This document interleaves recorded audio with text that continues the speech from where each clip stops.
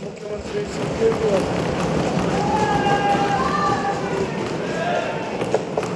भारत माता की इनकलाब इनकलाब वंदे वंदे। आदरणीय अध्यक्ष महोदय, आज वाकई आज का दिन पूरा लोकपाल आंदोलन के लिए एक बहुत ही भावुक दिन है। सबसे पहले इस सदन के माध्यम से मैं हम सब के गुरु अन्ना हजारे जी को नमन करता हूं, उनको प्रणाम करता हूं।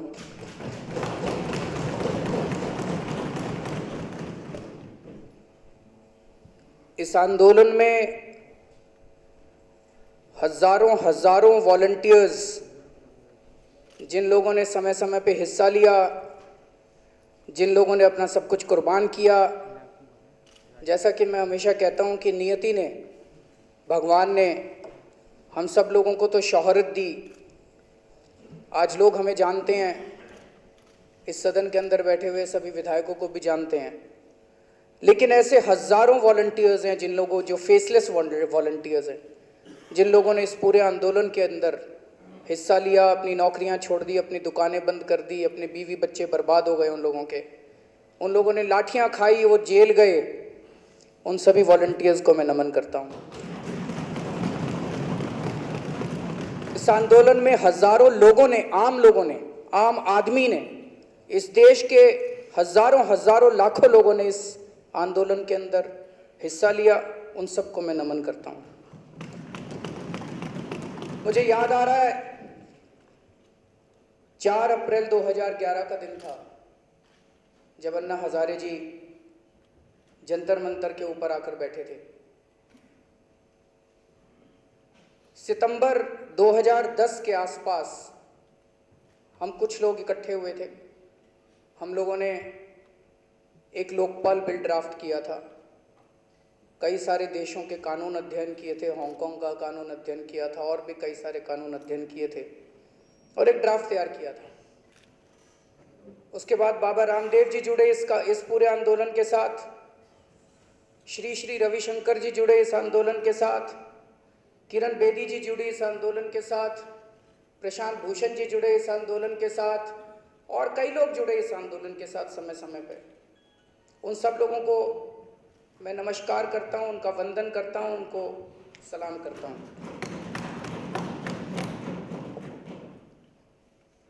ये कानून पास कराना था। हम लोगों को ये लगा करता था कि अगर इस देश के अंदर कोई भ्रष्टाचार हो जाए और मेरे पास भ्रष्टाचार के सबूत हैं, तो मैं किसके पास जाऊं? कौन सी वो निष्पक्ष एजेंसी है जिसके पास मैं जाऊं एज अ कॉमन सिटीजन, आम आदमी के तौर पे, और मैं जाके कहूं जी ये यहाँ पे फलानी जगह भ्रष्टाचार हो गया, इसके ऊपर एक्शन लो। कोई ऐसी एजेंसी नहीं थी जो इंडिपेंडेंट एजेंसी थी। पुलिस है, पुलिस भी सरकार के कंट्रोल में आती है, सीबीआई है, सीबीआई भी सरकार के कंट्रोल में आती है, जितनी एजेंसियां हैं सारी सरकार के कंट्रोल में आती थी। तो जब हमने दूसरे देशों को स्टडी किया तो पता चला कि एक ऐसी इंडिपेंडेंट एजेंसी होनी चाहिए जो कि किसी के कंट्रोल में नहीं आए। तो हम लोगों ने कानून ड्राफ्ट कर लिया। कानून ड्राफ्ट करना तो बड़ा आसान था, 4 लोग बैठ गए, कानून ड्राफ्ट कर लिया। अब इसको पास कैसे कराएं? तो हम अन्ना हजारे जी के पास गए। अन्ना जी हमारे गुरु थे, राइट टू इन्फॉर्मेशन के आंदोलन से उनके हम संपर्क में थे। राइट टू इन्फॉर्मेशन के लिए भी उनके साथ मिलकर कई आंदोलन किए थे। जब अन्ना जी से हम लोग मिले तो अन्ना जी ने कहा कि ठीक है, मैं जंतर मंतर पे आके आंदोलन करूंगा, आप लोग वहां पे जनता के बीच में इसके लिए मोबिलाइजेशन चालू कीजिए। मुझे याद है 4 अप्रैल के 2-3 दिन पहले मैं, कुमार विश्वास, मनीष सिसोदिया, हम 3-4 लोग बैठे थे और हम सोच रहे थे कि यार 4 अप्रैल को अन्ना जी आ रहे हैं, 200-300 लोग इकट्ठे हो जाएंगे क्या? मैं ये इसलिए कह रहा हूं, हमारी कुछ भी औकात नहीं है, हम बहुत छोटे लोग हैं। हमारे पीछे 4 आदमी नहीं खड़े थे, हम कुछ नहीं थे। कुछ ना कुछ तो कुदरत का चमत्कार हुआ। अन्ना जी आए 4 अप्रैल को, अन्ना जी अनशन पे बैठे, हम लोग स्टेज पे थे। पहले 200 लोग, 300 लोग, 400 लोग, फिर 1000 हुए, फिर 2000 हुए। होते होते कुछ तो चमत्कार हुआ। 2-3 दिन के अंदर ऐसे लगा जैसे सारा देश इकट्ठा हो गया। ऐसे लगा जैसे हर शहर के अंदर लोग मोमबत्ती लेके निकल पड़े। जगह जगह बम्बई के अंदर, फलानी जगह, इधर साउथ के अंदर, ईस्ट के अंदर, पूरे देश के अंदर लोग मोमबत्ती लेके निकल पड़े। कुछ तो कुदरत का करिश्मा था, कुछ ना कुछ तो चमत्कारिक हो रहा था।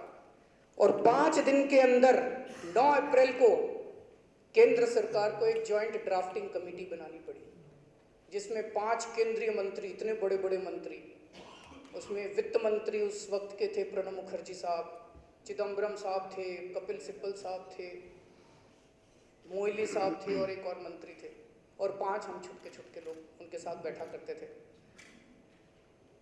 उस ड्राफ्टिंग कमेटी ने धोखा दिया, सब लोगों ने देखा, पूरे देश ने देखा, उस ड्राफ्टिंग कमेटी ने धोखा दिया।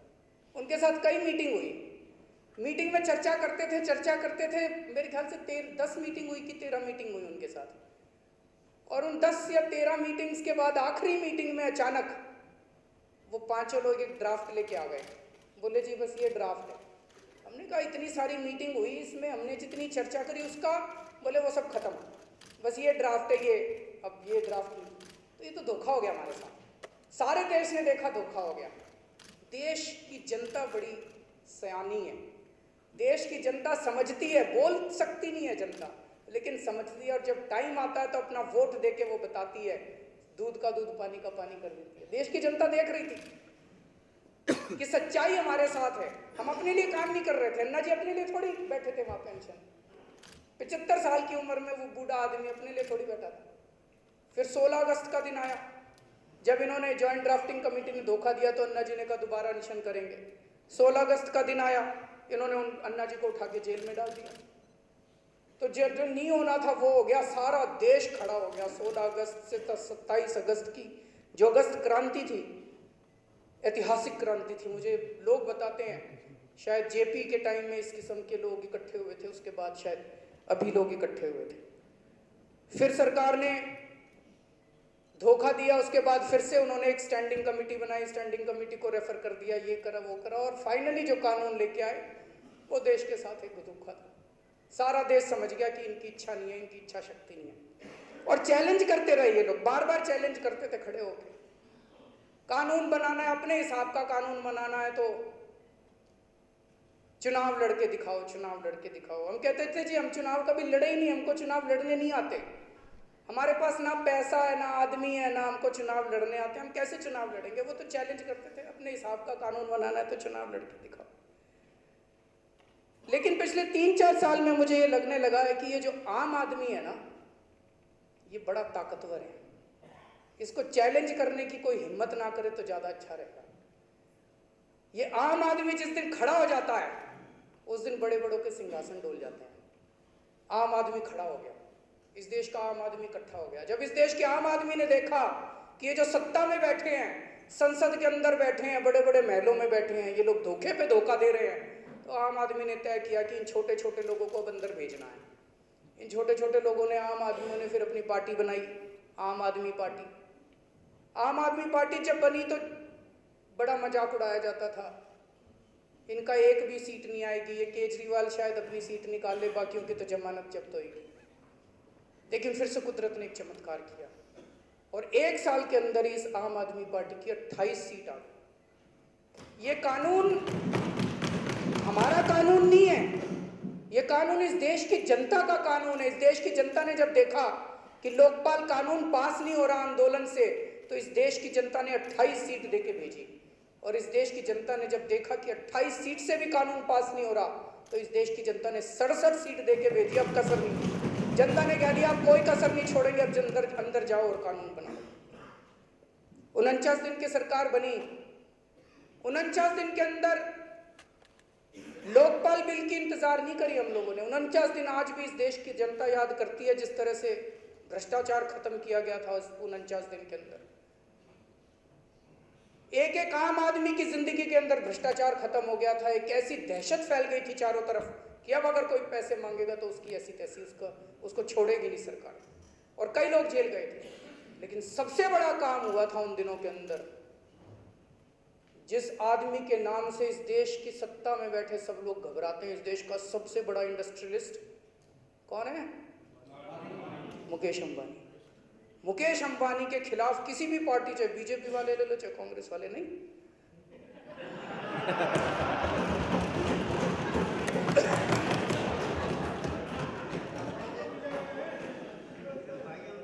कोई पार्टी ले लो, सारे घबराते हैं उसके नाम से। उनके खिलाफ आम आदमी पार्टी ने एफआईआर दर्ज करने, बाय नेम एफआईआर दर्ज करने की हिम्मत करी थी उनके खिलाफ। मुकेश अंबानी जी के खिलाफ, वीरप्पा मोइली जी के खिलाफ, इनके खिलाफ एफआईआर दर्ज की गई। आज ये लोग कह रहे हैं सेंट्रल गवर्नमेंट इसके दायरे में नहीं आती। उस टाइम इन्होंने सबने शाबाशी दी थी, बड़ा अच्छा काम करा, बड़ा अच्छा काम। जब कांग्रेसियों की करप्शन के खिलाफ लड़ रहे थे तो बड़ा अच्छा काम करा, बीजेपी वालों के करप्शन के खिलाफ लड़ रहे तो सेंट्रल गवर्नमेंट कंट्रोल इसमें कब्जे में नहीं आती। ये समझ में नहीं आया। तो उन दिनों में हम लोगों ने एफआईआर करी, कॉमनवेल्थ खेलों के खिलाफ एफआईआर करी, एमसीडी के स्ट्रीट लाइटिंग के खिलाफ एफआईआर करी, जल बोर्ड के एक बहुत बड़े घोटाले के खिलाफ एफआईआर करी, पीडब्ल्यूडी के अंदर घोटालों के खिलाफ एफआईआर करी, बड़ी बड़ी एफआईआर करी उन दिनों में एसीबी में। और उसके बाद हम लोकपाल बिल इसी संसद के अंदर, इसी विधानसभा के अंदर, मेरे को याद है हमने प्रेजेंट भी नहीं होने दिया गया था, प्रस्तुत भी नहीं होने दिया गया था। उन्होंने आके मेरा माइक तोड़ दिया था, यहाँ पे चूड़ियाँ रखी थी, यहाँ पे अदरक रखी थी, पता नहीं क्या क्या। ये वहाँ पे कांग्रेस वाले बैठा करते थे, यहाँ पे सारे बीजेपी वाले बैठा करते थे, पता नहीं, आप ही के साथी लाए थे। तो उन लोगों ने जिस तरह से इस विधानसभा का मजाक उड़ाया था वो सारे देश ने देखा था, सारी जनता देखी। तभी जनता ने तय कर लिया था इन लोगों को हराना है, इन लोगों से बदला लेना है, जनता ने तय कर लिया था। 21,000 से हारा था अदरक रखने वाला। हाँ, उसके बाद 67 सीट आई अपनी, दोबारा सरकार बनी। लोकपाल बिल की इंतजार किए बिना, लोकपाल बिल तो लाना ही था, उसकी ड्राफ्टिंग हम लोगों ने तैयार कर दी थी, करनी शुरू कर दी थी। उसकी इंतजार किए बिना हम लोगों ने दिल्ली के अंदर भ्रष्टाचार दूर करना चालू कर दिया था दोस्तों।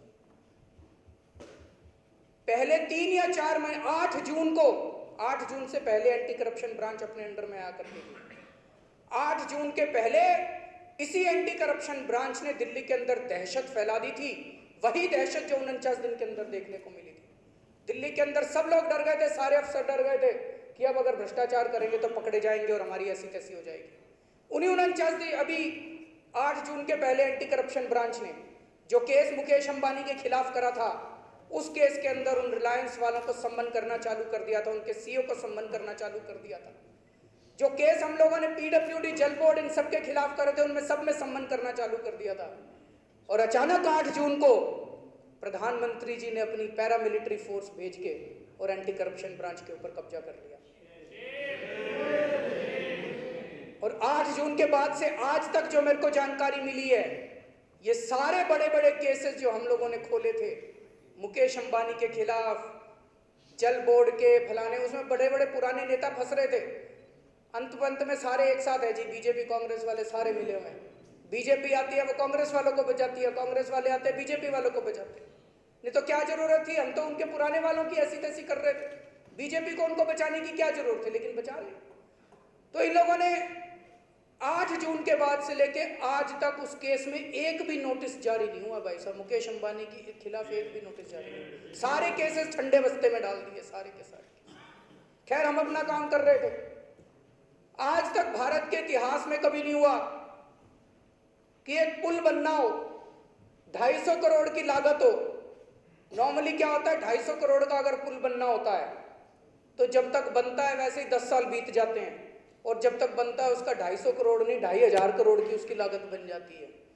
भारत के आजाद भारत के इतिहास में आज तक आपको ऐसा एग्जाम्पल नहीं मिलेगा कि 250 करोड़ की लागत शुरू हुई और 150 करोड़ के अंदर पुल बन के तैयार हो गया और समय से पहले बन गया।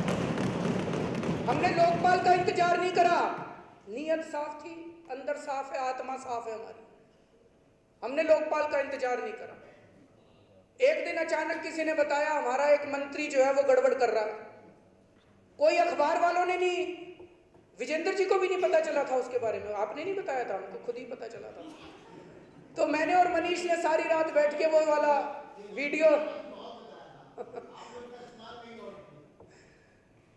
मैंने और मनीष ने पूरी रात बैठ के वीडियो देखा और जब पता चला कि उसके अंदर वाकई गड़बड़ है, बिना किसी दबाव के अंदर अपने मंत्री को हम लोगों ने अपना रास्ता दिखा दिया, कैबिनेट के बाहर कर दिया। आज तक भारत के इतिहास में कभी ऐसा नहीं हुआ।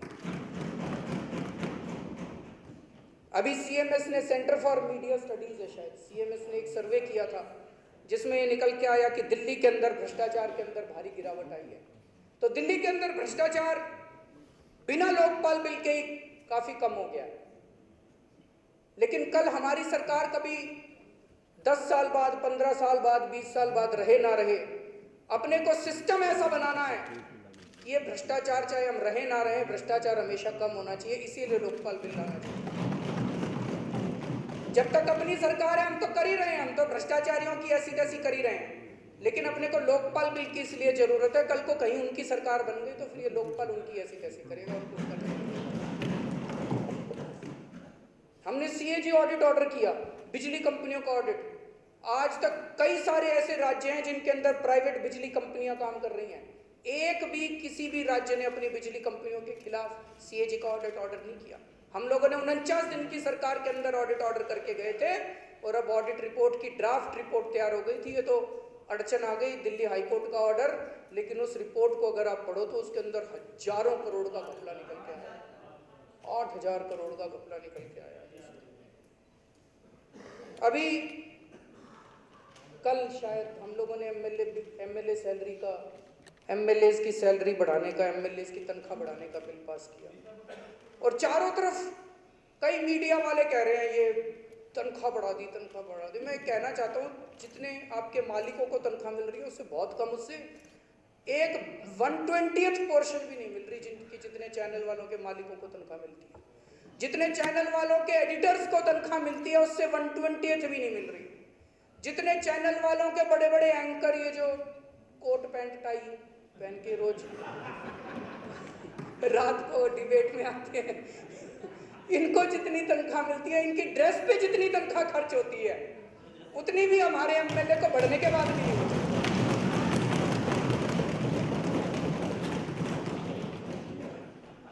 उतनी भी तनख्वाह नहीं मिल रही। बताओ, 12,000 रुपए महीना मिला करती थी।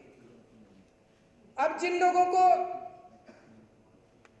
ने पैसे कमाने हैं, ऊपर के पैसे, जिनकी ऊपर की कमाई है, उनको तो 12,000 भी नहीं चाहिए। लेकिन जो ईमानदारी से काम कर रहे हैं, हमारे सारे एमएलए ईमानदारी से काम कर रहे हैं, ये सारे के सारे, इनमें कई तो ऐसे फक्कड़ है बिल्कुल भागी हो गए हैं, इनको ये ईमानदारी से काम कर रहे हैं। और 12,000 रुपए तो स्किल्ड लेबर की भी मिनिमम वेज भी नहीं है, स्किल्ड लेबर का भी शायद 13,000 है, 14,000 है, स्किल्ड लेबर की भी तनख्वाह नहीं है, उतनी तो दे दो इनको कम से कम। तो हमने 12,000 से बढ़ा के 50,000 रुपए तनख्वाह करी और 50,000 रुपए कंस्टिट्यूएंसी अलाउंस से 1 लाख रुपए महीना करिए। बाकी सारे अलाउंस हैं, कोई कन्वेंस अलाउंस है, भाई अपनी विधानसभा में घूमना है तो पेट्रोल तो चाहिए, टेलीफोन का अलाउंस है, स्टाफ का तीन स्टाफ मेंबर रखने की है, वो तो सारे खर्चे हैं। 1 लाख रुपए महीना, बताओ कौन सी बड़ी बात हो गई, 1 लाख रुपए महीना दे दो। हंगामा मचा पड़ा है चैनलों पे, ये कर दिया जी, वो कर दिया, प्रधानमंत्री से भी ज्यादा तनख्वाह हो गई। बताओ, अगर प्रधानमंत्री की इससे कम है तो बढ़नी चाहिए प्रधानमंत्री की भी तनख्वाह, गलत है?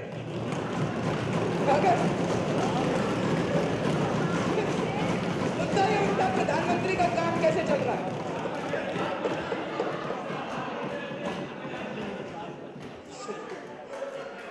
प्रधानमंत्री की तनख्वाह बढ़नी चाहिए। हम सारे मांग करते हैं कि प्रधानमंत्री जी भी अपने तनख्वाह बढ़ाए। 1 लाख रुपए शोभा भी नहीं देता कोई, ओबामा से मिले, ओबामा पूछे,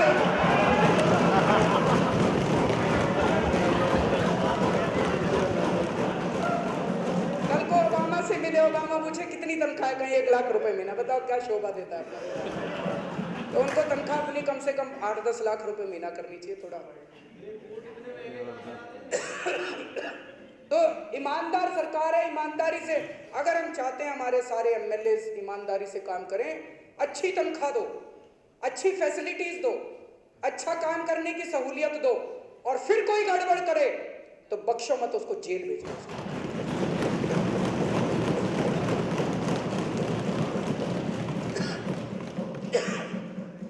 मैं थोड़ा सा ध्यान इसके इंपॉर्टेंट प्रोविजंस के ऊपर दिलाना चाहता हूं, जो ये कानून है। ये कानून एक कमेटी बनाई गई है, सिलेक्शन कमेटी। उस सिलेक्शन कमेटी जो है वो लोकपाल को चयन करेगी। शुरू में हमने 4 लोगों को इसमें डाला था, विधानसभा अध्यक्ष, लीडर ऑफ अपोजिशन, मुख्यमंत्री और चीफ जस्टिस। कई लोगों का एतराज हुआ, अन्ना जी से मिले, अन्ना जी बोले 3 आदमी और डाल दो। हमने 3 आदमी और डाल दिए, अपने को क्या फर्क पड़ता है। तो उसमें एक जज और डाल दिया, एक एमिनेंट और डाल दिया और एक पूर्व लोकपाल डाल दिया। भाई हमारी नीयत खराब होती तो हम सोचते हमारी तो नीयत खराब नहीं। अन्ना जी कहते 5 आदमी डाल दो, हम 5 डाल देते। अन्ना जी बोले 3 डाल दो, हमने 3 डाल दिया। तो जो अन्ना जी ने कहा सर माथे पे। फिर इसको हटाया कैसे जाएगा? तो हमने तो अपनी शान में ये सोचा था कि जैसे जजों को हटाया जाता है, इंपीचमेंट मोशन होता है, मतलब कितना मुश्किल होता है इंपीचमेंट मोशन, 2/3 मेजोरिटी से, हमने तो वही रखा था 2/3। बोले नहीं, पिछले वाला जो था हाईकोर्ट वाला वही डालो, हमने वो डाल दिया। हमने कहा लो हाईकोर्ट भी ले लो, इंपीचमेंट भी ले लो, दोनों ले लो, खुश रहो। दोनों डाल दिए।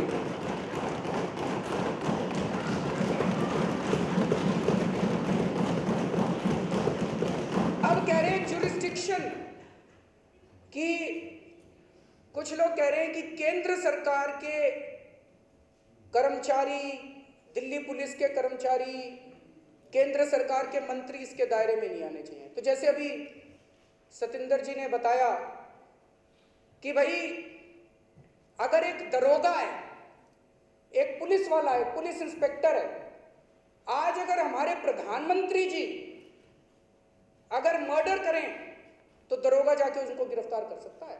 दरोगा की वो है, वो ये नहीं कहते भाई अगर मैं मर्डर करूं तो दरोगा नहीं होना चाहिए, क्योंकि उनको पता है मर्डर तो करना नहीं है। भ्रष्टाचार के तहत इसके दायरे में ही आचे कि वो तो करना है। भ्रष्टाचार इसके दायरे में नहीं आना चाहिए। बाकी मैं प्रधानमंत्री जी को नहीं कह रहा, मैं तो केंद्रीय उसको,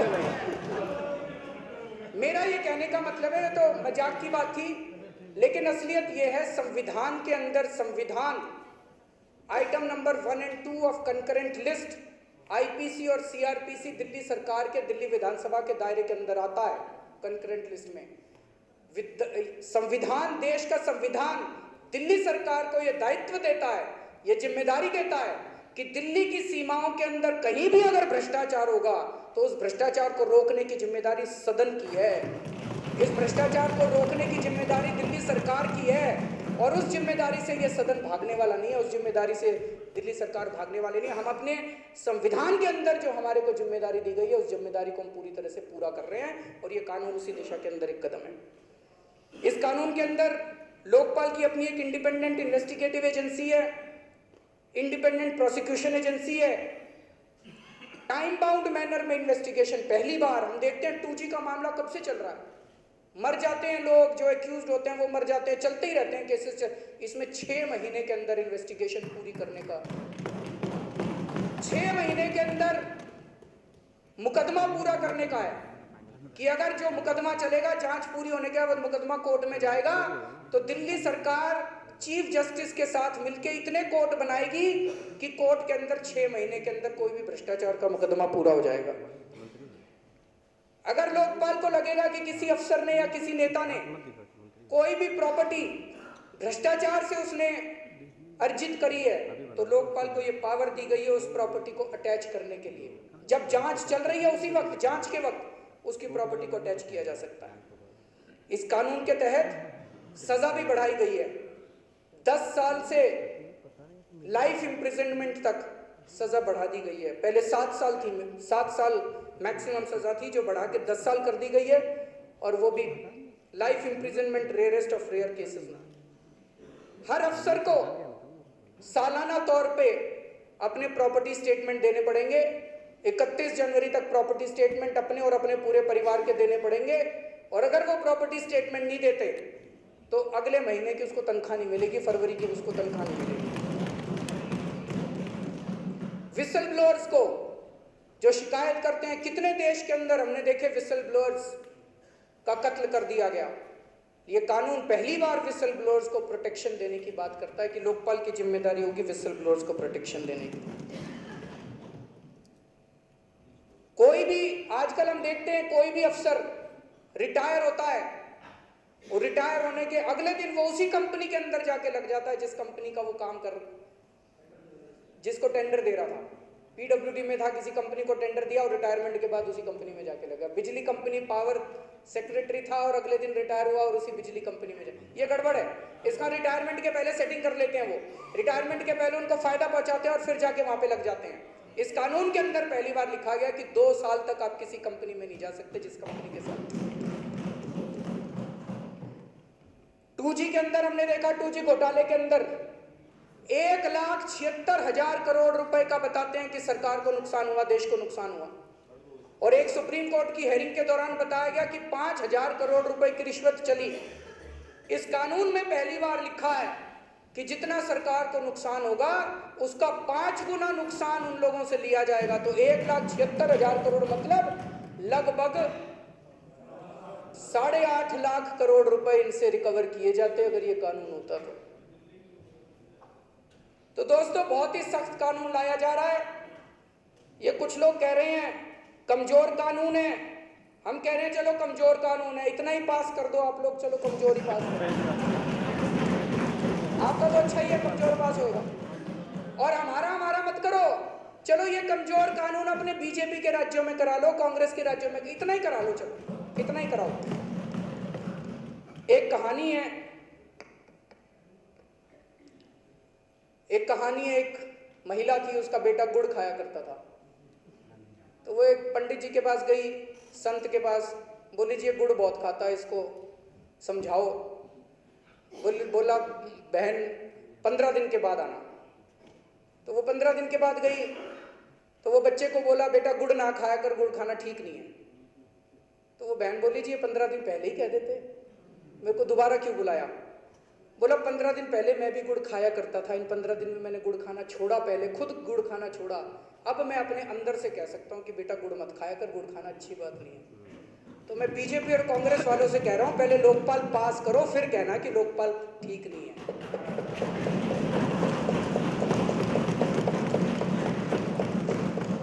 अंत में मैं, विजेंद्र गुप्ता जी ने कई सारे अमेंडमेंट्स वगैरह प्रपोज किए हैं, मैं ये कहना चाहता हूँ कुछ ना कुछ हो सकता है टेक्निकल गलतफहमी हो, हम लोग अलग से बैठेंगे, आपको मैं सारा समझा दूंगा, अच्छे से समझा दूंगा। ये डॉक्यूमेंट इन्होंने कहा पॉलिटिकल डॉक्यूमेंट है, बिल्कुल पॉलिटिकल डॉक्यूमेंट है सर, पॉलिटिक्स में है, पॉलिटिक्स करते हैं, अच्छी पॉलिटिक्स करते हैं, ईमानदार पॉलिटिक्स करते हैं, लोकपाल की पॉलिटिक्स करते हैं। लेकिन जो गलतफहमी है जिसमें लग रहा है कि ये संविधान के खिलाफ है, मैं आपको समझा दूंगा, सारा संविधान के हिसाब से है। और मेरी निवेदन है हम सारे मिलके चलेंगे केंद्र सरकार के पास, आपको साथ लेके चलेंगे, सारा सदन चलेगा, राष्ट्रपति जी के पास भी चलेंगे, प्रधानमंत्री जी के पास भी चलेंगे और उनसे निवेदन करेंगे कि वो इस कानून को पास करें। और जैसा गोपाल भाई ने बताया अगर पास नहीं करेंगे तो फिर उंगली टेढ़ी भी करनी पड़ेगी।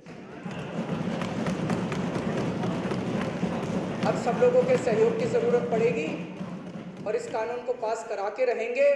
भ्रष्टाचार मुक्त भारत अपना सपना है, लोगों ने इसीलिए अपने को अंदर भेजा है। जब तक लोकपाल पास नहीं होता उसी ईमानदारी के साथ अपने को काम करना है जिस तरह से हम काम करते रहे हैं। और अंत में मुझे पूरा यकीन है कि बहुत जल्दी लोकपाल बिल भी पास होगा। और आज सुबह मेरी अन्ना जी से बात हुई थी फ़ोन पे, उन्होंने कहा था ये ऐसा लोकपाल अपने को पास करना है कि पूरा देश देखेगा। और फिर बोले एक राज्य के अंदर चलेंगे और हर राज्य के अंदर इस तरह का लोकपाल बिल पास कराएंगे। तो इस लोकपाल बिल का मैं पूरी तरह से समर्थन करता हूँ।